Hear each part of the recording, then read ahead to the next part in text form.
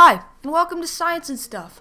My name is Thad Sandage, and today I'm going to help you, the viewer, to become an expert on predicting and forecasting hail in your own state, city, or town.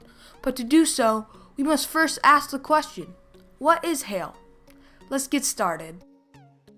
Hail are pellets of frozen rain that fall in showers from cumulonimbus clouds. Sizes of hail range from the size of a marble, or about half an inch, to the size of a grapefruit, or nearly 4.5 inches. If hail reaches similar sizes to that of a grapefruit, serious damage can be caused to buildings, automobiles, and anything unfortunate enough to be caught out during the storm. However, certain air conditions are needed to harbor a hailstorm. Hail is generally not created through an air mass. Instead, hail is formed at the meeting places of two air masses, or a front. Usually, a cold front is one of the prime creators of a hailstorm. When cold fronts come through, they push up warm air, which then in turn creates cumulonimbus clouds, the harborer of hailstorms. Although cumulonimbus clouds are the prime instigator of hailstorms, there's a specific breed of cumulonimbus clouds that actually cause the damage. These are called supercell thunderstorms. As you can see on your screen, the supercell thunderstorm is a different type of thunderstorm. In the thunderstorm, there's a strong updraft right through the middle. So how it works is there are little raindrops down here. There's just raindrops down here. This updraft pushes these raindrops all the way up to the top. At the top, with the higher level of elevation, it also gets cooler. And once they're up here, they become super cooled water droplets. And these water droplets, if they come in contact with, let's say, a piece of dust or a piece of ice, they can stick onto those and grow off of those little pieces of the debris in the atmosphere, and this creates hail.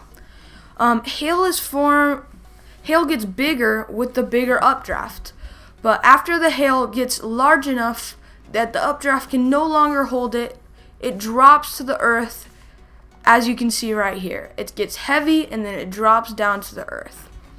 However, hail can have multiple layers.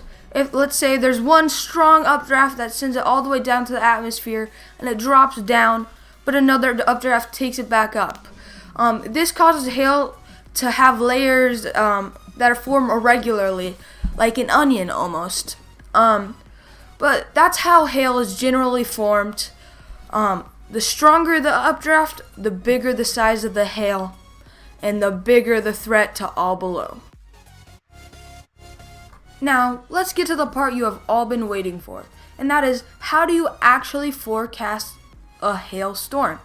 One of the most important factors in forecasting a hailstorm is convective available potential energy, or CAPE.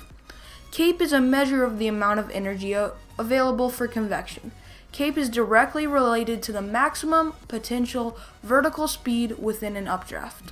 Thus, higher values indicate greater potential for severe weather. With updrafts being the prime cause for hail, CAPE is extremely important in predicting and determining the size of hail. Along with that, elevation plays an important part in hail. High elevation is closer to the cold layers of the atmosphere.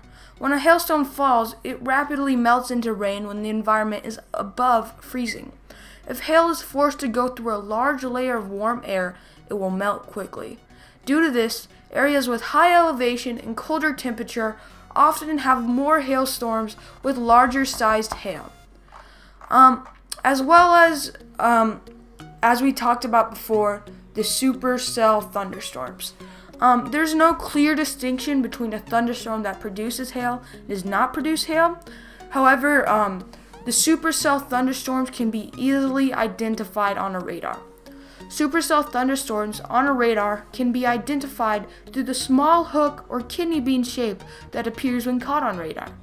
This hook echo is easily identifiable and bodes a large supercell thunderstorm.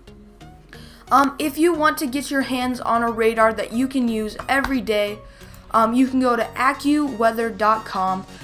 It shows a very detailed radar of the United States. I will put the link in the description for you guys to go check that out and see and try to predict the weather that is coming in to your state right now.